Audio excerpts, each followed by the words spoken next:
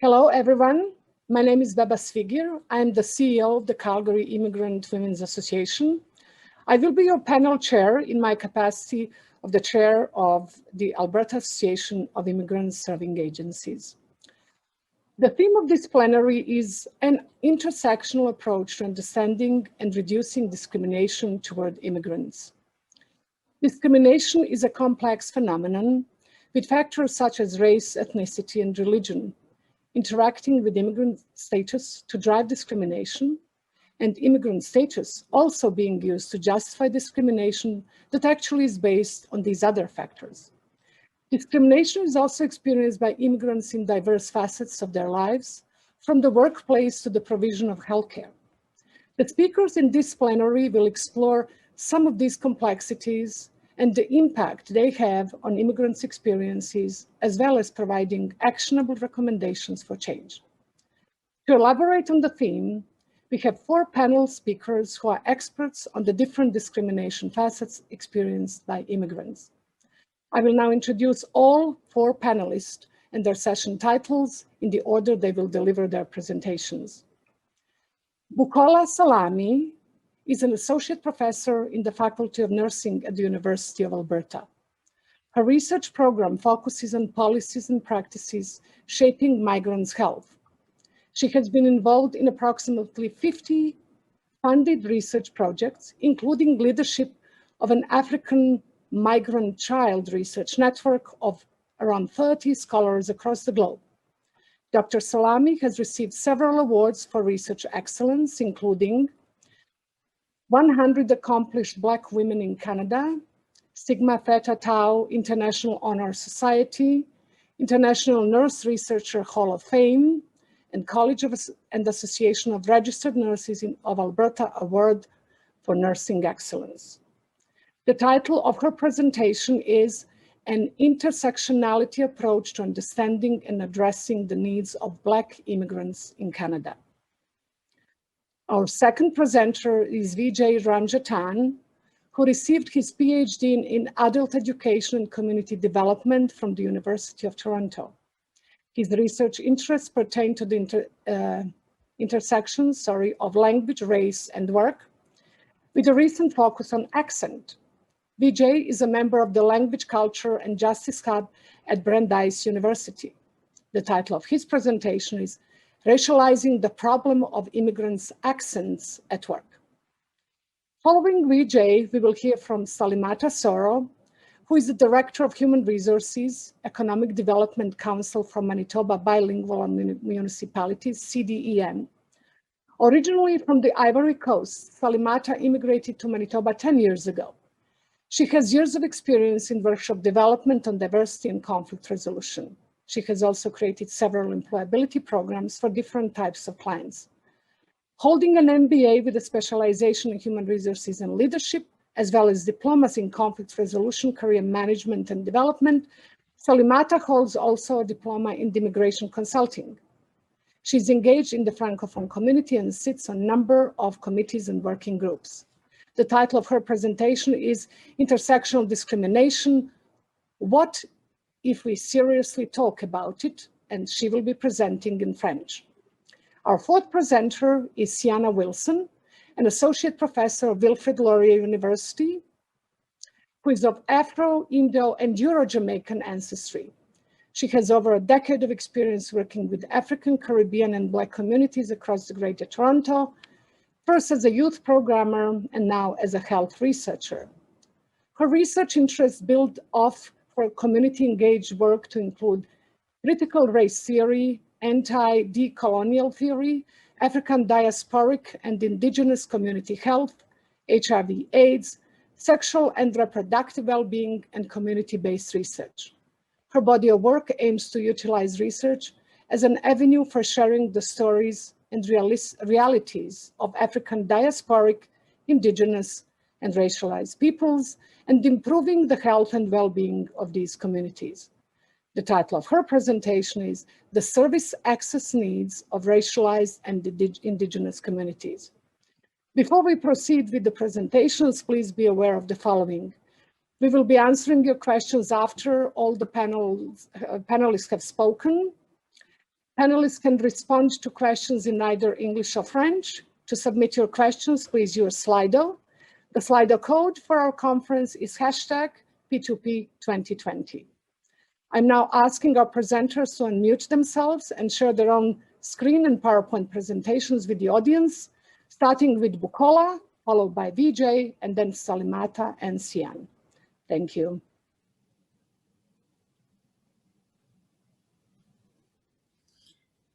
Thank you for having me for this presentation. The title of my presentation is An Intersectionality Approach to Understanding and Addressing the Needs of Black Immigrants in Canada. I'd like to acknowledge that I'm located in Treaty 6 territory and acknowledge and respect the histories, languages, and culture of First Nations, Métis, Inuit, and all Indigenous people of Canada whose experiences continues to enrich our community. Here is an agenda of what I will be discussing over the next 15 minutes. So in Canada, we have close to 1.2 million people in Canada report being Black in 2016. The proportion of Black women with post-secondary education has increased over time. And specifically, immigrant women from Cameroon and West African countries have one of the highest post-secondary rate in Canada, but also experience one of the poorest employment rate. Black population have a lower employment rate than the general population, and Black people often experience racism in the workforce. 1/3 of Black women work in healthcare and social assistance service, compared to 21% of the general population. However, we have a form of what I would call a cappuccino effect, which is Black people tend to work in the lower tiers of the healthcare workforce, Caucasian and white people tend to be located in the higher tiers of the workforce. So the United Nations Working Group of Experts came to Canada in 2017, and after engaging with stakeholders, they concluded that despite the reputation of promoting multiculturalism and diversity, the positive measures taken by the provincial government, the working group is deeply concerned by structural racism that lies at the core of many Canadian institutions and systemic anti-Black racism that continues to have negative impact on human rights of African Canadians. They also state that Canada's history of enslavement, racial segregation, and marginalization has left African Canadians, has left a legacy of anti-Black racism and a deleterious impact on people of African descent. I lead the Health and Immigration Policies and Practices Research Program, and over the last 6 years, we've led about 20 research studies and participated in 50 research studies. Many of our findings indicate racism in all sectors of the economy and social strata. So we know that Black people experience racism at work. We also have received information that Black children experience racism in the school system. We also know that anti-Black racism contributes to the health of Black youth, including mental health. And oftentimes, Black health professionals are often unable to provide anti-racist healthcare practices and delivery. So I will turn to intersectionality. Intersectionality is concerned with simultaneous intersection of diverse aspects of social location, social differences in identity, and how forms of oppression intersect at all levels in complex and independent ways. The forms of identity can be diverse. It can include religion, race, nationality, gender, class, geography, ability, age, and immigration status. An intersectional perspective recognizes how power and power relations across intersecting social location are reproduced and how these power relations may affect migrant experiences. So why use an intersectionality perspective? Crenshaw challenged the idea that race and gender are mutually exclusive categories. Black women are often excluded from feminist discourse and anti-racist policy because both are based on distinct set of experiences that does not consider the interaction of both gender and race. Much of anti-racist discourse focus on what happens to Black middle-class men, and much of feminist discourse focus on what happens to white middle-class women. And the inclusion of a single issue framework for addressing discrimination marginalizes Black women and girls and makes it difficult to address racism, discrimination, and sexism.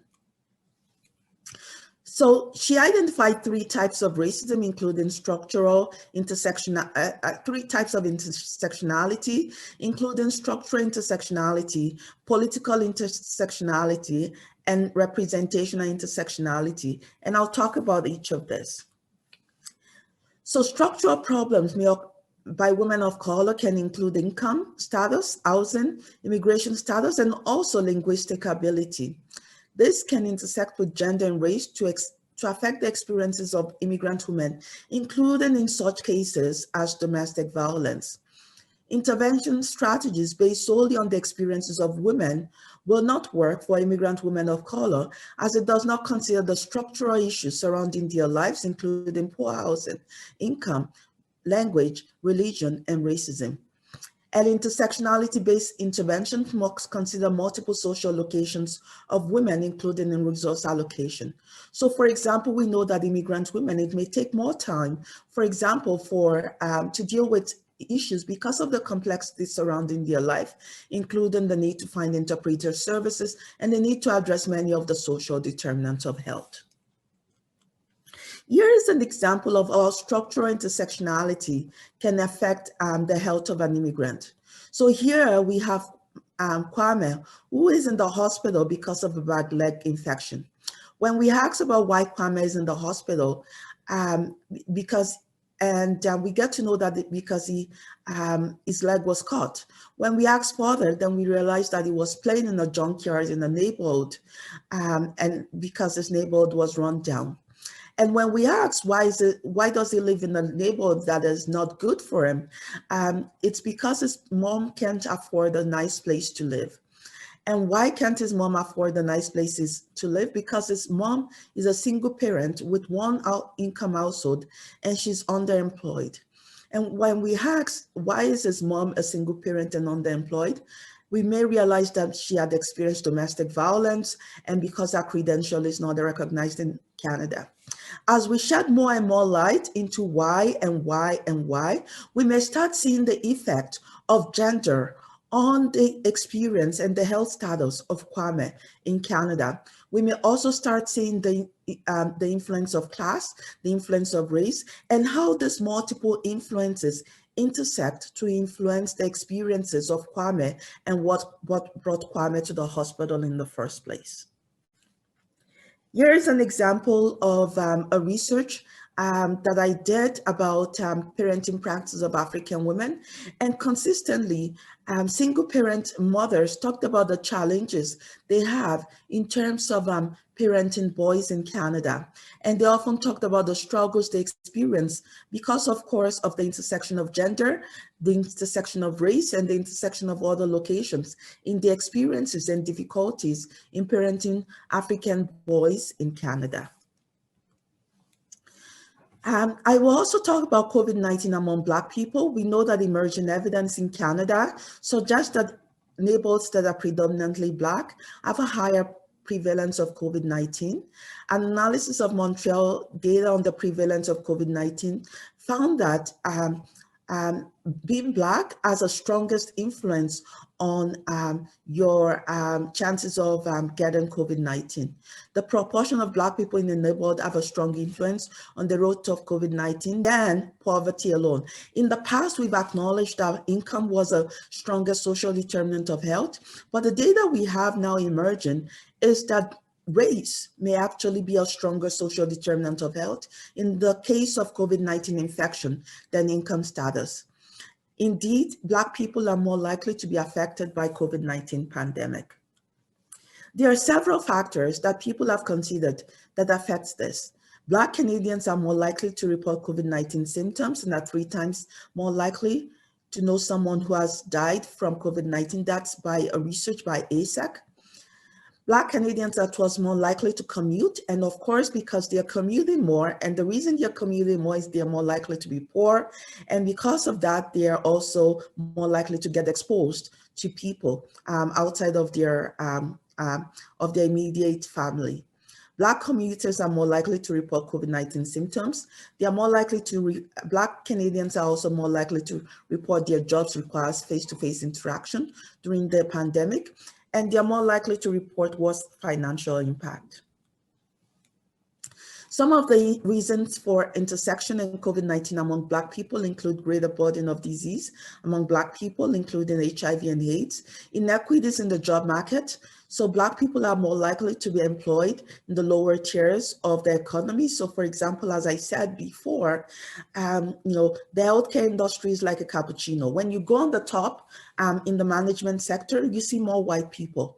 When you go on the bottom, especially personal support workers and those providing care to seniors, you see more and more Black people. And because of that, that increases tendency. Physical environment, Black people are more likely to live in cramped housing. Adherence to social distance is more difficult, and women face disproportional burden of COVID-19 as they assume more childcare roles. So in terms of political intersectionality, highlights the fact that Black women are situated within at least two subordinated social locations, Black and women.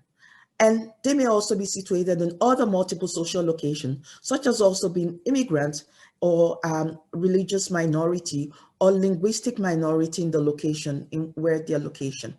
And this often pursue conflicting political agenda. In Canada, we often pay more attention to issues of gender than of race. And some of the examples I have is, in Canada, we have Canada's Feminist International Policy. We do not have Canada's anti-racist policy. We have Canada Institute of Health Research, Institute for Gender and Health. We don't have an Institute for Racial Inequity. We have gender equity consideration when you're applying for some grants, especially with the Canadian Institute of Health Research, not oftentimes racial inequities. And gender equity goal of political cabinet, because I remember when our Prime Minister said, we need gender equity in 2000 because it's 2014, but no real strong focus on racial equity.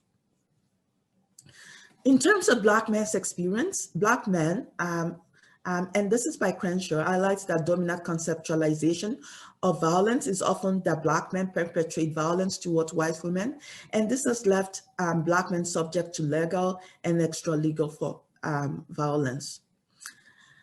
In terms of our research on Black youths, one of the youths talked about, it's very easy because obviously the community understands when you're in the community.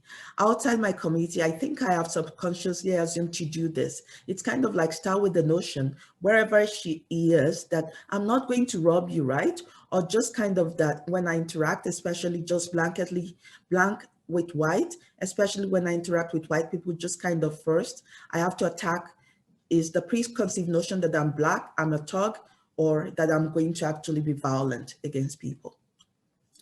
So representation intersectionality is how the production of images of women of color and the contestation of those images tend to ignore the intersectional interest of women of color. Images of women of color in the media is often racist and sexist. Black women are often sexualized, portrayed as sassy, portrayed as angry and associated with crime. And she advocates for the importance of Black women of color having good image and representation in the media.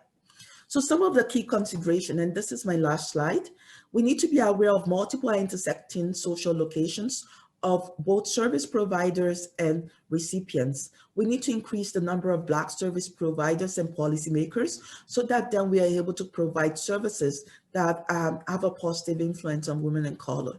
We need to restrict homogenizing conceptualization of gender and race, recognizing the diversity among women, and also the diversity about Black population. So for example, even within the Black population, the experience of Black LGBTQ, Black Muslim, Black Christian, Caribbean immigrants, historical Black communities, African immigrants may be different to some extent.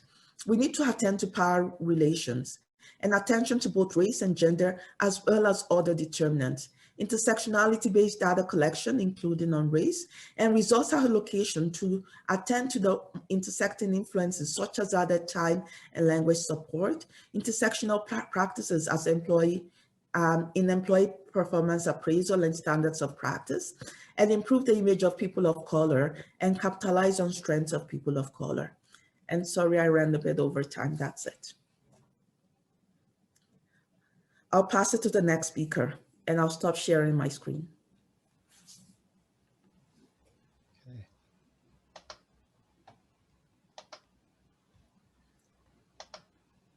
Yeah, so thank you, Bukola, for your presentation. And once again, the title of my talk is Racializing the Problem of Immigrants' Accents at Work. I'm just going to minimize my screen so I can see my slides. Yeah, so let me go straight to it and outline the arguments of my presentation. So while the accented Englishes of immigrants might be cited as a legitimate reason for either their unemployment or underemployment in Canada, the real issue, I believe, is simply racism. And why do I believe this? So for me, at least, speech accents are always individually or institutionally perceived in relation to white settler colonialism carried out on Indigenous lands.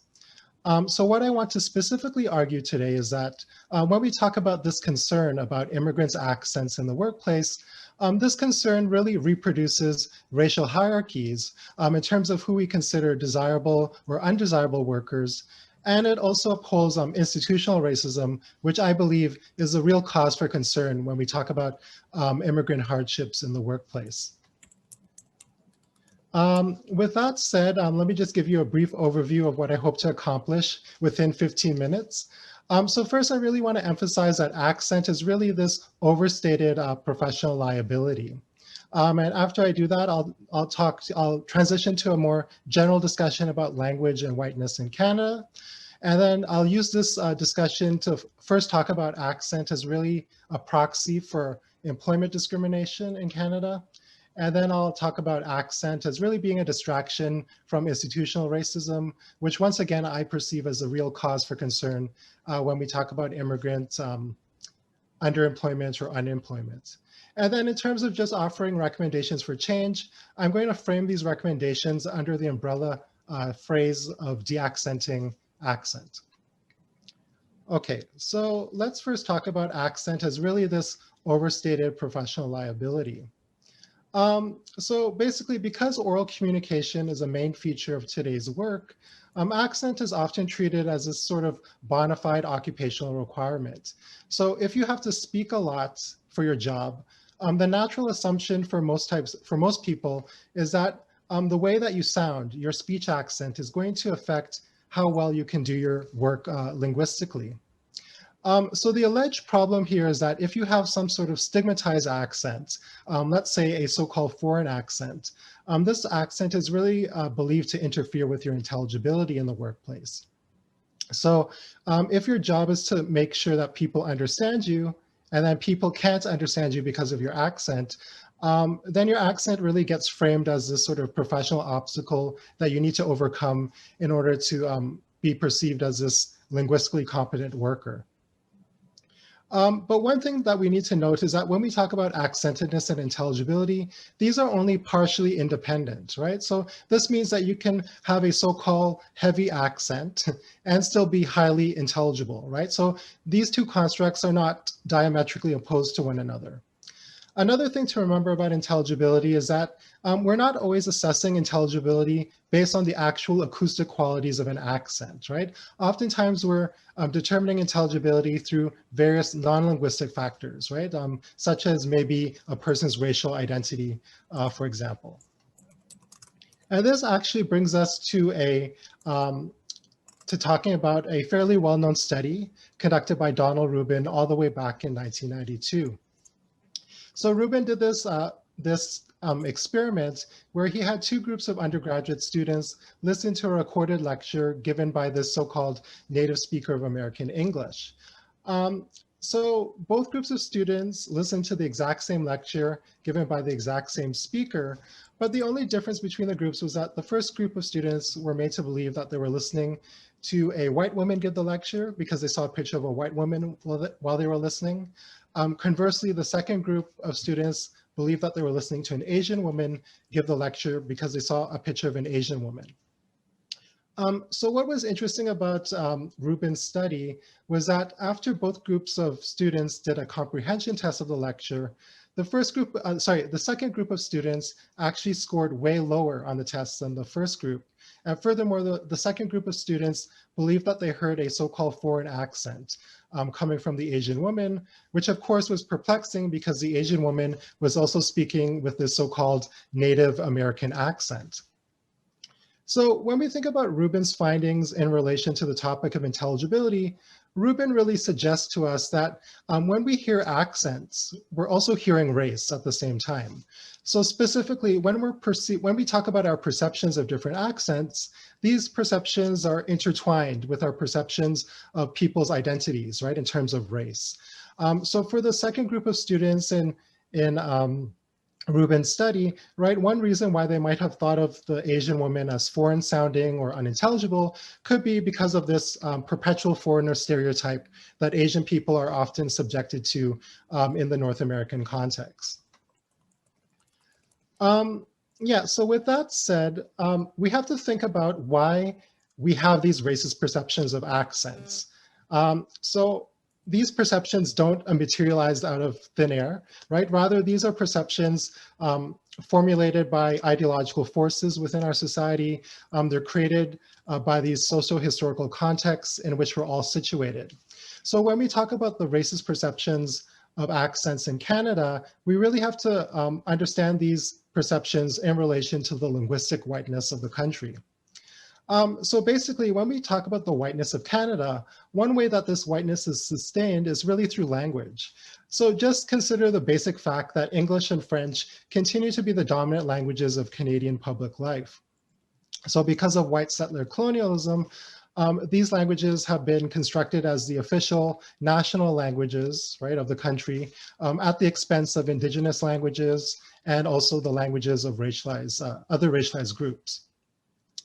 When we talk about the linguistic whiteness of Canada too, and we connect this to immigration policy, we often reinforce this whiteness through our notions of who we consider the best immigrants to be, right? So whether it's past or current immigration policy, if you basically speak English or French, right, this is going to make you a much better immigrant than someone who doesn't speak these languages.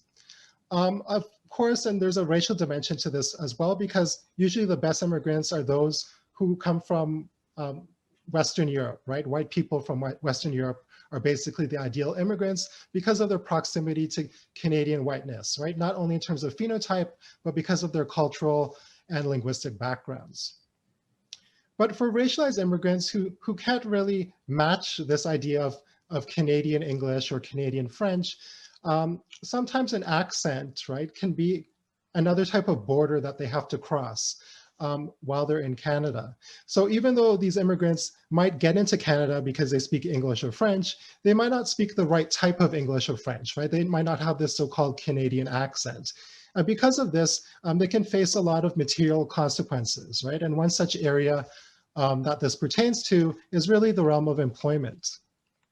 So this really leads us to a discussion about accent as really a proxy for racist hiring practices. So we have to remember that racist hiring practices basically reinforce racial hierarchies, where white so-called foreign accented job applicants are deemed more employable than their racialized counterparts. So one thing to note about accent and employment discrimination is that accent can remain salient even when it's not heard.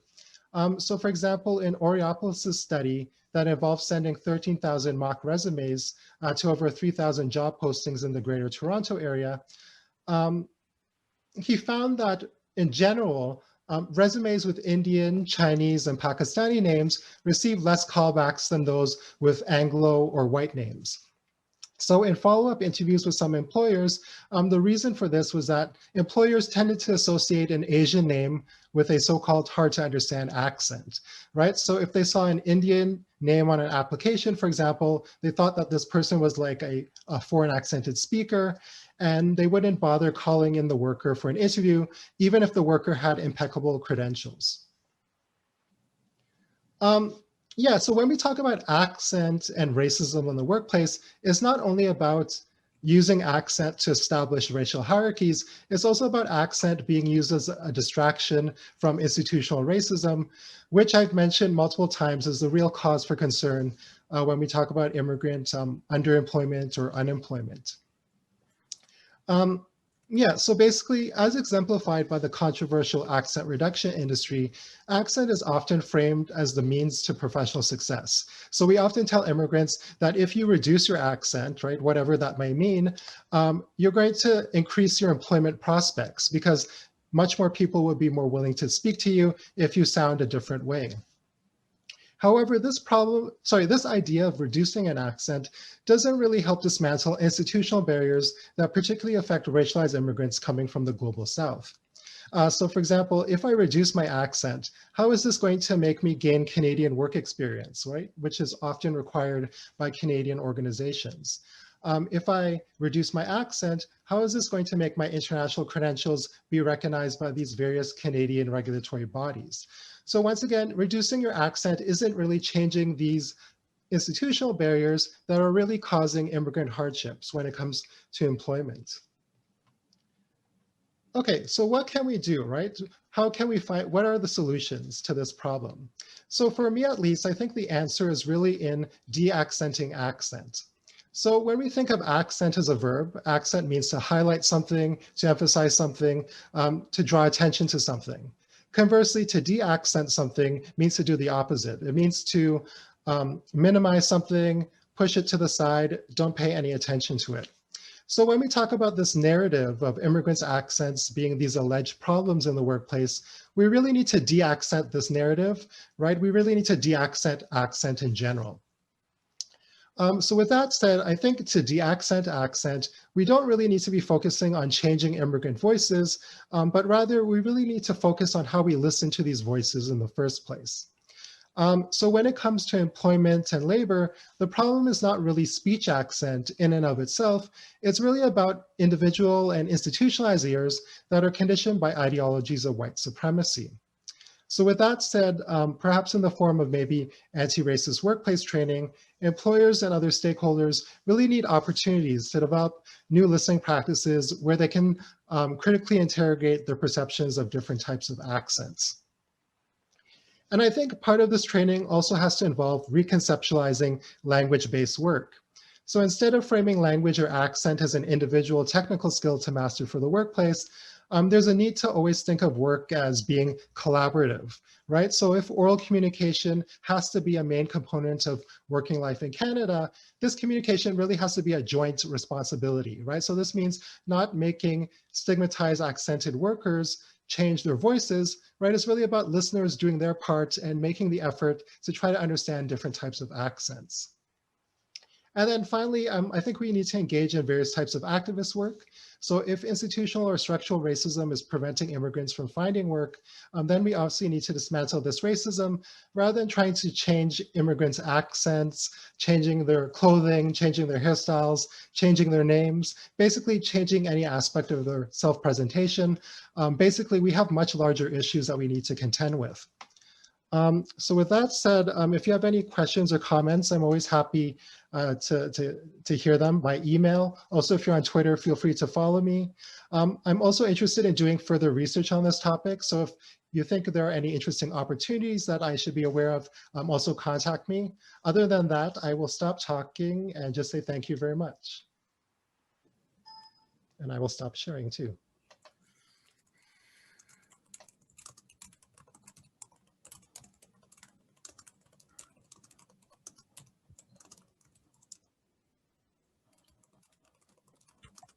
Thank you. Merci.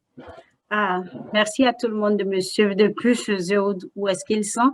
Ma présentation va être en français, comme vous avez pu le constater. J'espère que tout le monde pourra avoir accès à la traduction et puis pouvoir écouter ce que j'ai à dire.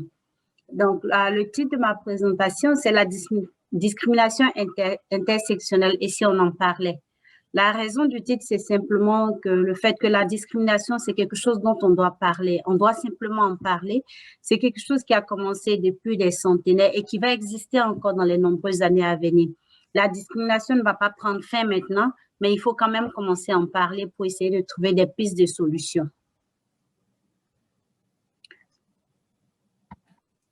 Comme sur cette image, par exemple, vous allez voir, on parle du taux de chômage de détenteurs d'un baccalauréat. C'est ici deux groupes distincts. Les chapeaux en orange, ce sont les personnes immigrantes noires et le chapeau violet, c'est les personnes canadiennes, nées ici au Canada. Donc, vous voyez juste que ces personnes-là ont 3 fois, les immigrants ont 3 fois plus de problèmes pour avoir accès à un emploi au Canada. Ça explique simplement le fait qu'il y a du racisme dans l'emploi au Canada, il y a du racisme dans les institutions au Canada. Mais cette image-là pourrait être interprétée de plusieurs façons. C'est simplement du racisme juste, c'est de la discrimination juste à cause de la race, soit à cause de la religion, soit à cause de l'accent, comme le précédent présentateur disait. Mais il y a plusieurs choses qui rentrent en ligne de compte qui font que ces immigrants-là ou ces personnes d'origine africaine n'ont pas des emplois. Donc, avant de parler de la présentation, je voudrais quand même donner une définition du racisme et une définition du racisme. Parce qu'on a généralement, par abus de langage, on commence à utiliser le racisme en même temps que comme la discrimination. Ils sont devenus 2 thèmes interchangeables, mais en réalité, il y a une nuance quand même qu'il faut apporter. Le racisme est basé sur la pensée qu'il y a une race supérieure à une autre. Donc, généralement, on va dire les Blancs sont supérieurs aux Noirs et les Noirs vont être moins considérés parce qu'ils sont Noirs. C'est ça le racisme. La discrimination de l'autre côté, elle englobe plusieurs autres choses.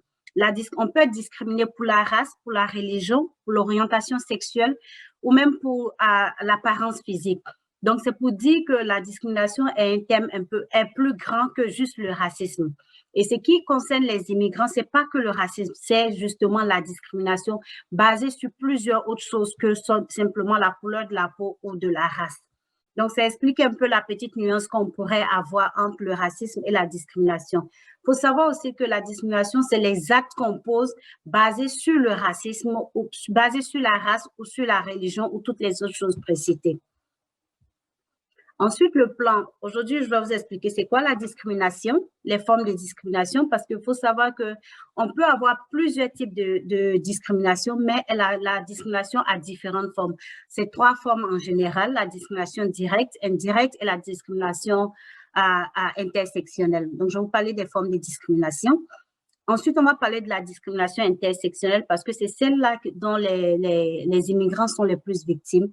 Et puis ensuite, on va partager ensemble des pistes de solutions pour essayer d'aborder la question de la discrimination chez les immigrants et en même temps, voir quel genre de solutions est-ce qu'on pourrait apporter pour aider ces immigrants-là à sortir de cette situation qui n'est pas toujours évidente. Donc, comme je disais, la discrimination, c'est le fait de juger une personne basée sur sa race, sur sa religion, sur son orientation sexuelle, sur son handicap. Mais la discrimination, on pourra la décrire de plusieurs façons, la définir de plusieurs façons. Ce qu'il faut retenir, comme cette citation de Rosa Parks dit, le racisme est toujours avec nous, mais c'est à nous de préparer nos enfants pour ce qu'ils doivent répondre et nous l'espérons, nous vaincrons. Ça veut dire simplement que le racisme, on ne va pas l'éradiquer en une journée. Ce n'est pas comme un mal de tête avec lequel on va prendre des cachets et puis ça va passer. Ou encore, ce n'est pas comme une maladie ou un virus auquel on va essayer de trouver un vaccin.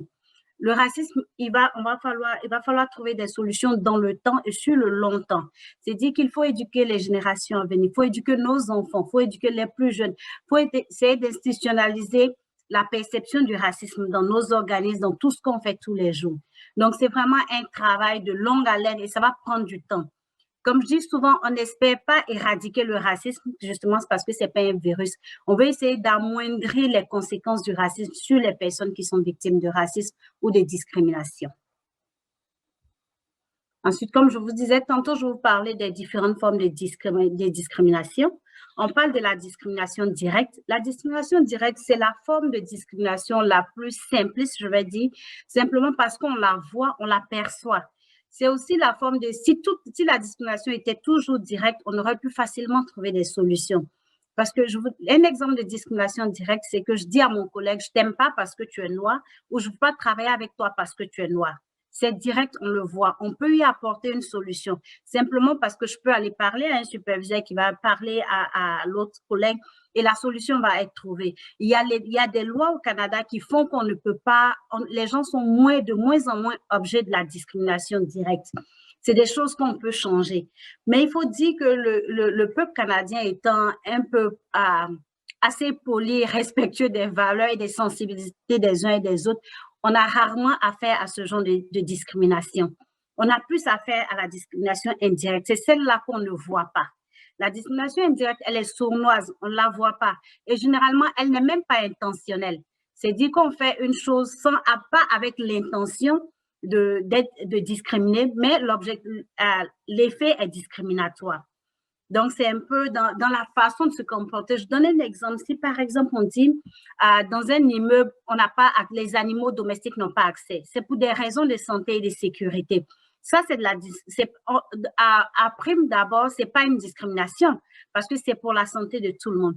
Mais si on dit à une personne qui est handicapée qu'elle n'a pas accès à l'immeuble avec son chien qui lui sert de guide, en ce moment, ça devient de la discrimination. Donc, c'est surtout cette discrimination-là qu'il faut essayer de comprendre, essayer de trouver des solutions parce qu'elle n'est pas perceptible comme au premier coup d'œil. Ensuite, on a la discrimination systémique. Celle-là encore, un peu comme la discrimination indirecte, mais c'est une discrimination qui est sur tout un peuple, mais elle ne se perçoit pas aussi. Par exemple, la discrimination systémique, elle est surtout chez les immigrants. Par exemple, les immigrants n'ont pas accès à certains emplois. Pourquoi? Parce que souvent à cause de leur race ou parce qu'ils ne parlent pas bien l'anglais ou parce que c'est l'accent. Donc, c'est cette discrimination-là sur laquelle il faut chercher à travailler et chercher à l'éradiquer dans le milieu du travail au Canada. Parce qu'elle est encore plus difficile que la discrimination directe parce qu'on ne la voit pas, elle ne se perçoit pas.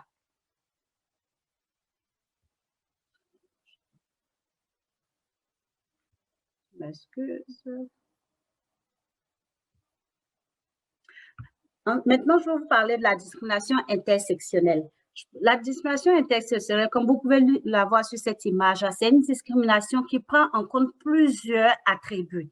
On n'est pas discriminé seulement parce qu'on est noir, on n'est pas discriminé seulement parce qu'on est handicapé, on n'est pas discriminé seulement parce qu'on est gay ou parce qu'on est lesbienne, mais on est discriminé pour toutes ces choses-là ensemble. La discrimination intersectionnelle, il faut la percevoir avec tous les éléments qui la constituent. C'est-à-dire qu'on ne peut pas enlever, on ne peut pas juste dire, ben, elle est discriminée parce qu'elle est noire. On ne peut pas juste enlever un élément. Elle est discriminée parce qu'elle est noire, parce qu'elle est musulmane, parce qu'elle est lesbienne. Donc, c'est toutes ces choses-là qui rentrent en ligne de compte. C'est pourquoi on l'appelle intersectionnelle parce qu'on a plusieurs éléments qui s'entremêlent pour créer cette forme de discrimination. Et pour la concevoir, on ne peut pas vraiment concevoir la discrimination intersectionnelle en prenant chaque élément. C'est tous les éléments, c'est tout le contexte qu'il va falloir prendre en compte pour essayer de travailler et de trouver des solutions pour la discrimination intersectionnelle. Un exemple de discrimination intersectionnelle, c'est une femme originaire de l'Afrique, originaire de la Côte d'Ivoire, par exemple, qui est musulmane et qui est lesbienne. Elle n'a pas un emploi, pas parce qu'elle est seulement originaire de la Côte d'Ivoire, mais en plus d'être originaire de la Côte d'Ivoire, elle a la peau noire, elle est musulmane et elle est lesbienne. Donc, c'est tous ces facteurs-là qu'il va falloir mettre en compte pour essayer de comprendre la discrimination que cette personne immigrante la vit et essayer d'y apporter des solutions. Après avoir parlé de toutes les formes de discrimination qu'on peut avoir, c'est qu'est-ce qu'on fait? Parce que la discrimination, on en parle tout le temps, on parle du racisme chaque jour, mais c'est qu'est-ce qu'on fait? À ce point-ci, c'est de trouver des solutions, mais des solutions durables, des solutions qui vont vraiment aider à changer la façon de voir les gens. Comme je le disais, ce n'est pas un virus, on ne va pas l'éradiquer du jour au lendemain. On ne va pas faire un vaccin pour éradiquer le racisme ou la discrimination, mais c'est de voir quelles sont les solutions qu'on aura à long terme. On parle d'assurer la sécurité et le bien-être de tous. Comme je dis, si chacun commence à s'inquiéter pour la personne qui est en face, on va finalement trouver des solutions pour tout le monde. Il faut commencer à penser que la discrimination joue sur la sécurité et le bien-être des autres personnes avec qui on vit. Donc, à chaque fois que vous allez vous inquiéter pour la personne qui est en face de vous, à chaque fois que vous allez rencontrer un immigrant et vous allez vous inquiéter pour comment est-ce qu'il se sent, vous allez vous inquiéter pour sa sécurité, vous aurez fait un pas envers le désamorcement de la discrimination au Canada et surtout dans le milieu du travail. Il faut impérativement en parler. tout le monde en parle, on dit toujours qu'on parle de la discrimination. À la fin, c'est comme si c'est un sujet dont on parle toujours, mais on va continuer d'en parler parce que c'est seulement en parlant, en écoutant les autres qu'on va apprendre les uns des autres et qu'on va venir avec des solutions durables. La discrimination est là encore pour toutes les autres années à venir. Après nous, après nos enfants, il y aura encore la discrimination. Mais tant qu'on continue d'en parler, tant qu'elle va être présente dans la tête des gens, les gens vont commencer par réaliser qu'il faut trouver une solution à la discrimination. C'est un peu comme le droit de vote des femmes au Canada. Ça a pris des années et des années pour qu'on en soit là aujourd'hui. Donc, c'est la même chose avec la discrimination. Plus on en parle, plus on va trouver des solutions. Il ne faut pas arrêter de s'éduquer. Il faut chercher à apprendre les uns des autres. C'est ça. Tant qu'on commence à apprendre les uns des autres, on va éradiquer, on va diminuer l'effet de la discrimination sur les immigrants ou sur les personnes qu'on rencontre. La discrimination, c'est l'affaire de tout le monde. C'est pas juste une affaire de noirs et de blancs, c'est tout le monde ensemble qu'on va trouver des solutions. Quand je parle d'éducation, il faut apprendre des autres, il faut aller à des conférences, il faut écouter des lectures sur la discrimination, parce que c'est seulement comme ça qu'on va aboutir à des solutions durables.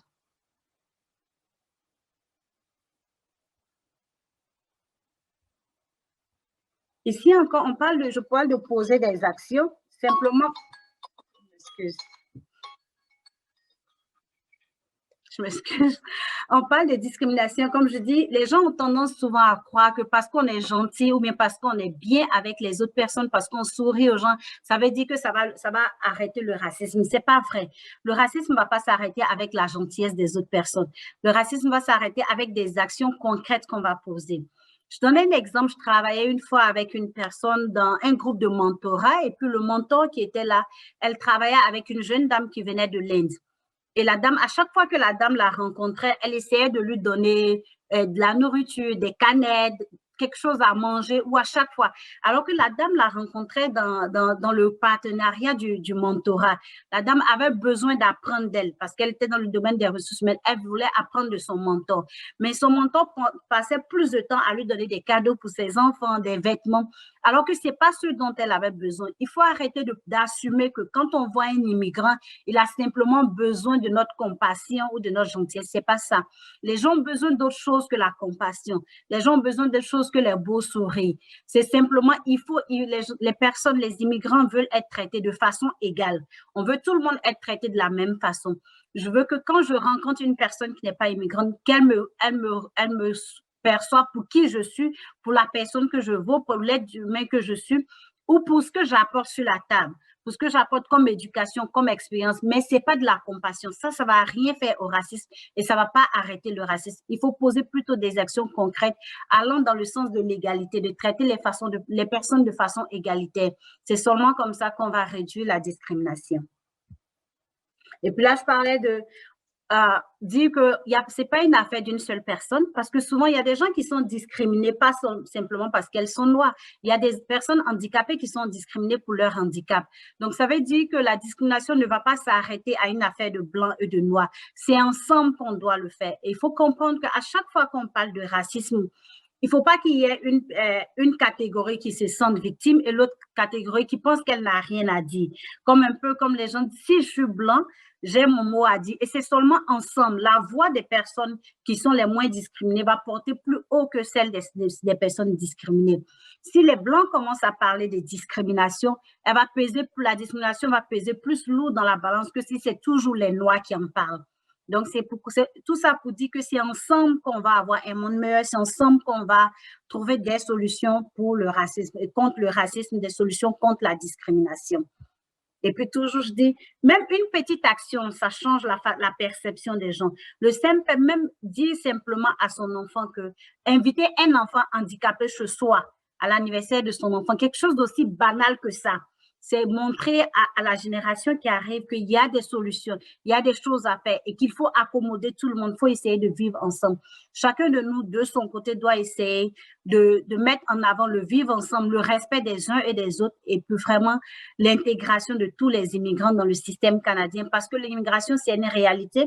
L'immigration ne va pas s'arrêter. Il va falloir la comprendre et essayer de s'ajuster et s'accommoder avec cette nouvelle réalité-là.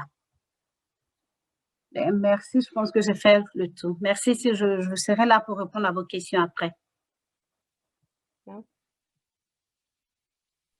So the territories on which I'm situated and located in Waterloo region is the traditional territories of the Haudenosaunee, the Anishinaabe, and neutral people on the Haldimand Tract. And for me, land acknowledgements are, really, really important, especially given the work that I do with Indigenous communities, as well as racialized and marginalized communities around social justice issues. So it's more than just acknowledging the territories, it's also about acknowledging the rightful stewards of the territories on unceded land. Slide number 3, next slide. And so with this, I also like to make the distinction between equity-seeking groups, which are racialized, differently abled, queer, identified groups, and sovereignty-seeking groups, as Indigenous communities do have a very different relationship to the Canadian nation state, given that this is unceded territory. They have a very different relationship to white settler societies, and therefore different legal obligations. And so really acknowledging that when we're talking about Indigenous communities, we're actually talking about sovereignty-seeking groups versus equity-seeking groups. And this will come into relevance as I talk about the communities that I'm talking about in the slides to come, as I'm working with both Black, Indigenous, as well as racialized communities. Next slide. The slide here talks about the ways in which racism manifests. So in the presentations that we've had so far, we talk a lot about discrimination and oppression and intersectional oppression. It's also super important to acknowledge that there's different kinds of racism and different kinds of violence that are inflicted on different bodies. So, for example, anti-Black racist violence, and how that's linked to slavery, the enslavement history and capitalism, or Indigenous erasure and how that's related to genocide and colonialism, as well as Orientalism, and all different kinds of sort of war rhetoric that is sort of pitted against folks who are either South Asian, Middle Eastern, Southeast Asian, even, and we can see this, look no further than when you think about the COVID epidemic, what was it sort of viewed as? It was viewed as sort of this pandemic that was being brought here by, other group of Eastern peoples. And so really looking at the tropes and how they inform the conversations that even we have in this moment in the middle of an epidemic. Next slide. So a lot of my work focuses on community health, and if you go to the next slide, it focuses a lot on community-based research. So slide number 6 really focuses on that in a really particular way, and really community-based research is all about centering community voices in the research, and you'll see that in some of the findings that I sort of take up in the slides to come, it's really about centering community voices, about their experiences, and really using those experiences to push for change, be that at the policy level, be that at social programming level. And that's some of what I'm hoping to unpack today with you today. Next slide. So the tale of two projects. So I'll be talking about two specific projects, my Proclaiming Our Roots project, which was done with mixed Indigenous and Black communities across Canada, as well as the Muslima project, which was done specifically with Muslim women in Waterloo region. Next slide. But setting some context first, because I'm talking really specifically about the nonprofit industrial complex, so to speak, I wanted to set some context. So we know that Ontario is probably the most, ethno-racially diverse province in the country, with nearly 26% of the population identifying as visible minorities and another 2.4% identifying as Indigenous. It is projected that this population will grow to about 30.2% in 24 years. And so we're looking at increasing migration in this context. And of course, we know that there's comparatively very poor health and well-being outcomes for Indigenous, Black, and racialized communities, and particularly Indigenous and Black communities in the Ontario context specifically. Next slide. Okay. Alrighty, and okay. So in terms of other contexts that's really, really important, when we think about the nonprofit industrial complex, we know that it's very white-led. So what we mean by that is that whether we're talking about executive directors or we're talking about a predominantly white staff, we know that the nonprofit sector is still very much incumbent and very imbued with a white saviorist complex, meaning that it's predominantly white-run, and it seems to be that there is this belief that you're saving and helping racialized and marginalized communities. And so there's lots of different challenges around that complex, but that is definitely a really relevant and salient sort of existing sort of principle that underlies this particular set of values in the nonprofit complex. And when we look at the nonprofit sector, we know that when it comes to salaries in particular, we know that staff salaries for racialized folks, there's a really great disparity. And you have to look no further than in the HIV sector, which is a sector that I work in very close proximity to here in Ontario in specific. And when you look at the HIV sector, we know that roughly there's a $25,000 gap noted between the average salary of white staff versus Black, Indigenous, and racialized staff. And this comes out of a report that I did with Ruth Cameron about 2 years ago to look at, what were the salaries of folks in this sector. So when you're looking at these things, looking at how race, plays out in even the income of folks in the sector. We also know that the majority of folks being served in this sector are from disenfranchised and particularly and predominantly racialized communities. However, there's a dire need for nonprofits to also represent the client base that they serve. Next slide. I thought that this quote was really important, and so I wanted to sort of make sure I included it as well as recited it. So this is coming from the Tomkin report. The excuse that change takes time is bogus, and we can look to the white organizations' responses to the pandemic, in particular the COVID pandemic is what Tomkin is talking about here, to prove this. A wave of flexibility, creativity, and innovation happened overnight as people started to work from home. Protocol and procedures that dragged before were suddenly expedited. Funds and budgets that were deemed complicated before became accessible in crisis. Ideas that staff of color had been expressing for centuries were magically back on the table for consideration. This shows that when there is a sense of urgency or pressure, nonprofits can move mountains to keep themselves afloat. Clearly, racism and white supremacy as our most constant pandemic is simply not a priority. And this is such a really important, quote in terms of identifying and acknowledging how racism, white supremacy, colonialism, these are not new pandemics for people who are racialized and Indigenous, and yet we see the way in which they're regarded versus something like COVID, which is viewed as this sort of pressing, urgent crisis. So that's the context that really gives rise to these other projects that I'm going to talk a little bit about. And if we go to the next slide, the first project that I want to talk a little bit about is the Proclaiming Our Roots project, which again looked at the realities of mixed Indigenous and Black communities here in Canada, and in particular in two particular cities, Toronto and Halifax, Nova Scotia. So Toronto, Ontario, Halifax, Nova Scotia. And we worked with mixed Indigenous and Black communities in these two contexts. And a lot of folks don't know that there's a long history of Indigenous and Black presence in Canada, a history for another time, so I won't belabor this point, but the next slide. This slide in particular shows the methods that we employed in this particular project. So the next slide, sorry. This slide shows that the methods that we employed, and in particular interviews and group dialogue are the two methods that I'm going to focus in on a little bit. If you go to the next slide, you'll see a more of a map of where we were located in the different communities. We also had one community, I will note, one community member come out from Winnipeg. So just as a note there. Next slide. And so with the data, again, from the interviews and the group discussions, we did a thematic analysis, and from main themes, these were the main things that folks wanted to talk about as it pertained to service provision.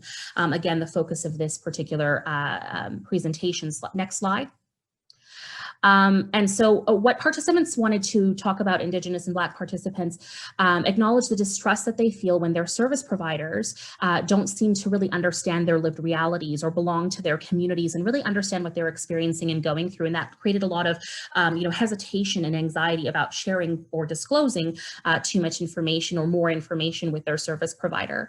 The distress participants felt was elevated in instances where the larger institution, they were dealing with a larger institution that had a longer history of colonial violence in their community. So for example, hospitals that had a longer history of colonial practice, or other nonprofits.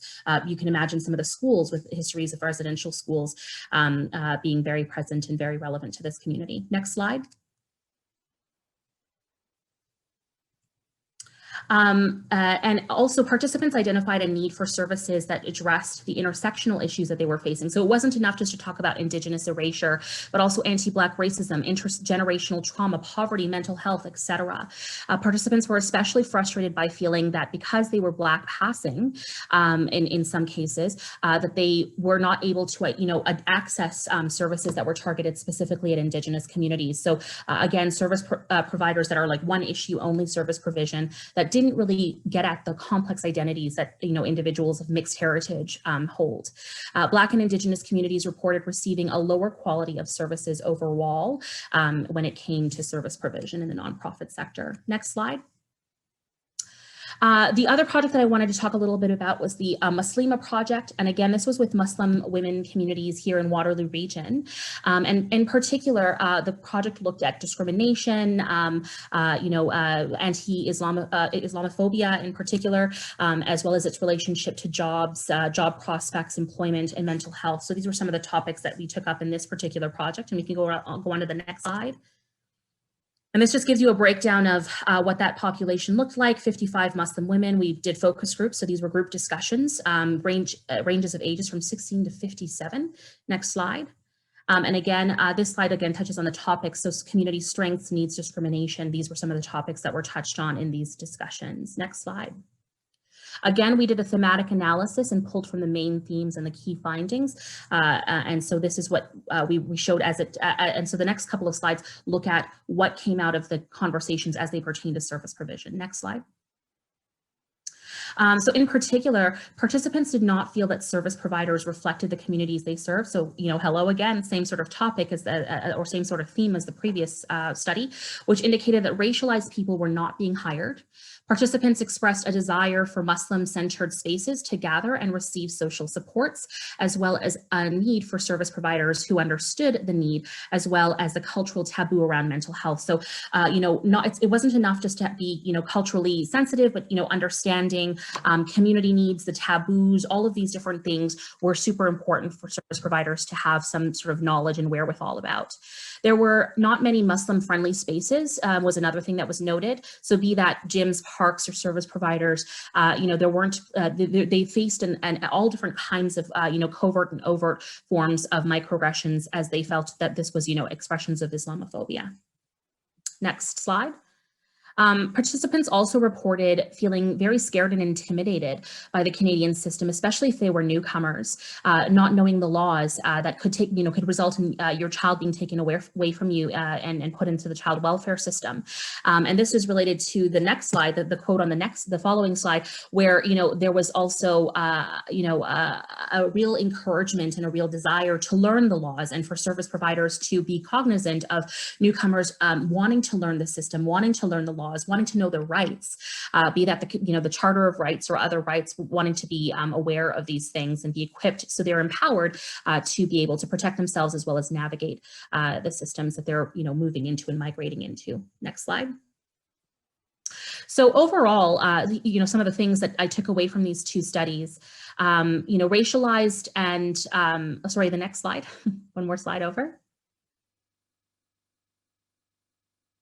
Okay, so racialized and Indigenous peoples often have to block out the racism and microaggressions that they face when seeking services in order to continue to engage with these spaces. And this came up in particular as, folks, really expressed that, sometimes in order to access a space, it's not that it's not violent, it's not that they feel comfortable in that space. In fact, they feel very uncomfortable. But in order to get the help that they need, they often feel that they have to sort of have this cognitive dissonance, so to speak, just to access those spaces. These communities led a lot of unpaid work to educate the broader public, Canadian public, and providers in order to combat discrimination and racism. So all of this unpaid labor to explain, their different desires, their different needs, the different experiences that they have, just to be able to get access to the services that they need or to get access to the help that they needed. They often have to figure out how to navigate systems for themselves. Often communities are relying on their social networks, their friends, their cousins, to explain and express and share with them some of the ways to navigate systems, because service providers just weren't able to assist them in the ways that they were needing. Next slide.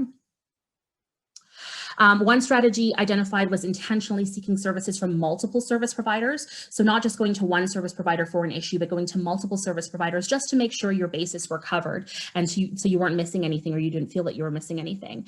There was an identified need for culturally relevant services and resources offered that understood the larger community dynamics at play, and participants identified making use of alternative practices as well. So whether that was Indigenous spirituality or different kinds of alternative practices, just to sort of aid their health and well-being in this new climate that they were either migrating to, or in other cases were exposed to being in a sort of Western context, and so wanting to adapt in that way. So be those Indigenous folks or folks who are migrating from abroad, finding different ways to get the supports that they need, and building different social networks. So be that networks of folks in their communities or mutual aid support. So finding alternative measures to support themselves. Next slide.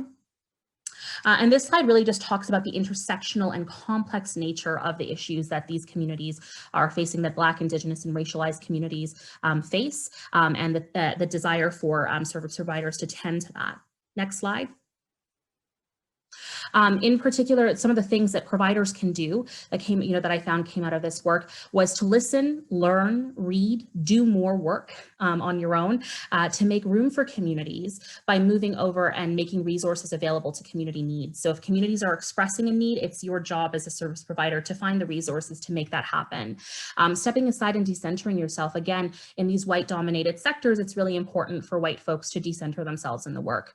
Support racialized and Indigenous staff, especially those whose ideas challenge your own or make you uncomfortable. Chances are, if it challenges you, if it makes you uncomfortable, it's usually at the cusp of what's needed. And that's probably why it makes you a little uncomfortable, because it seems a little bit to push the envelope, or, to be outside of the stretch of the imagination of what you do. Hire, promote, and equitably pay Black, Indigenous, and racialized staff, mentor and encourage them to take on leadership positions. Another thing that I've also seen is the model of trusteeing organizations or programs led by racialized and Indigenous folks. So that's one way that, large organizations, or even if you're not a large organization, but you're at least an identified charitable organization, is to trustee other smaller programs that are led by racialized and Indigenous folks, to support them and support them in grant writing, and rather than competing with them for those, small resources. And lastly, to put these resources and money in particular into underserved communities. And so those were the take homes from the research that I've done with racialized and Indigenous communities. That's my presentation for you. Thank you.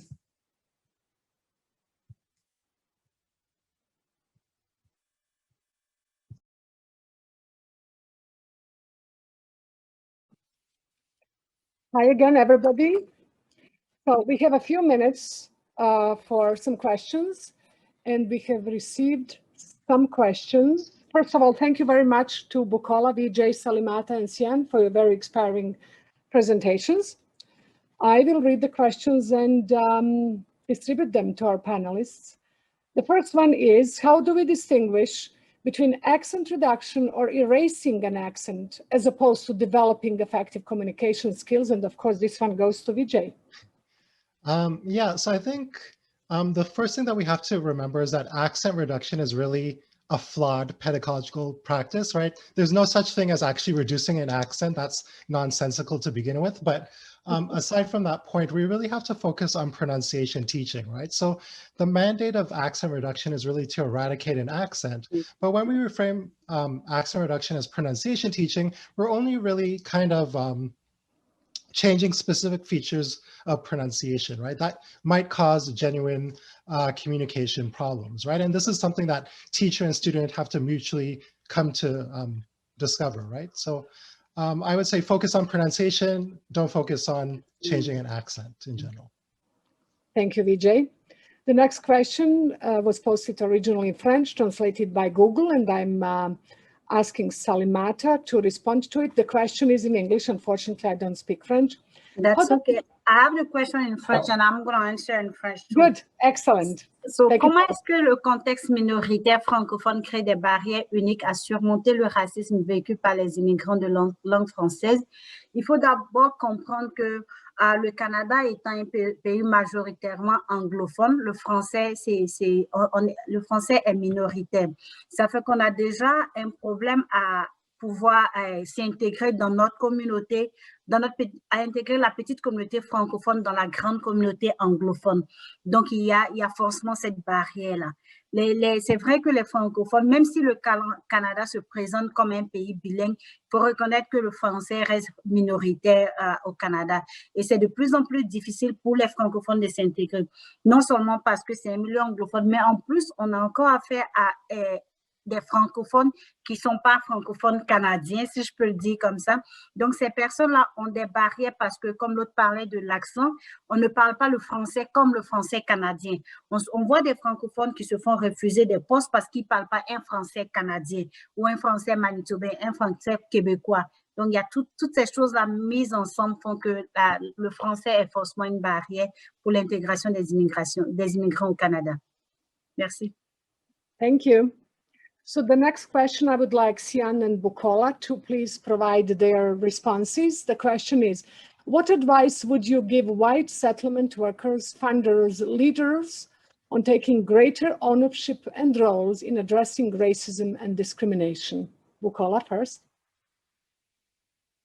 Well, I think one advice that I would strongly advise is the need to really be aware of power relations, and that those power relations are really, that your social positioning may influence the power relations that you have with recipients of services. So being aware of that and taking measures to address to it. There's also the need to also be allies for racialized communities and seeing ways in terms of promoting equity, diversity, and inclusion. One challenge that we've always had is in several institutions, because it's so wide-based, you will go into institutions that, all the people that get into leadership positions are people that look like, the leader of the institution, who is often white. So being aware of those, racist practices within institutions and exclusionary practices that may deter people from being able to, get to leadership positions. I think one other thing is we need to, there's that piece about white fragility and, white people being always defensive when told about the need to address racism. And I think, recognizing that and being open to really, really embracing multiple perspective and diverse perspective across different social locations. Mm-hmm. Thank you, Yeah, Bukola. Sian, would you like to chime in? All great points. I agree. I think, to build on that point around white fragility, it's also about getting ready to be uncomfortable, right? Because this work, in order to be an ally and in order to be supportive, whether it be of staff or of the client base that you have, it requires a great deal of maybe feeling uncomfortable sometimes, and that's okay. That's a part of this work. In order to push the envelope, it's going to require that. It's going to be, like I said, it's going to require you to decenter yourself in this work, because at the end of the day, oftentimes, just in terms of whether it's white entitlement or privilege, there's not really much that you can do for us as marginalized and racialized people anyway. We get much more help from our own community folk than we can from a white person who doesn't actually understand our realities. And so that's just the reality of the situation. And so decentering yourself in the conversation, I think, is essential in order to do this work in a good way. Thank you, Sian. And let's go back to Vijay for the last question that I have. Thank you for sharing how names and accents could lead to discrimination. Are there examples of concrete efforts taken to address these? Okay, so I'm not actually going to answer the question because I think the answer really depends on your workplace, right? So I don't think there's a one-size-fits-all answer, right? So it depends on the dynamics of your workplace, right? That's where you're going to find the answers. But with that said, just in general, I find with workplaces too, we tend to treat language training and communication training as separate from anti-racism or anti-oppression training. But in general, I think these have to be intertwined in some way. So yeah, that's my kind of answer. Thank you. Accent seems to be a very interesting topic of discussion for all of us, particularly those of us who speak with an accent. I would like to thank you, our panelists, for their presentations, for the knowledge that they shared with us. I want to thank the audience for listening, for engaging with your questions. I think we're out of time now, and I hope you all enjoyed the rest of the conference. Thank you very much.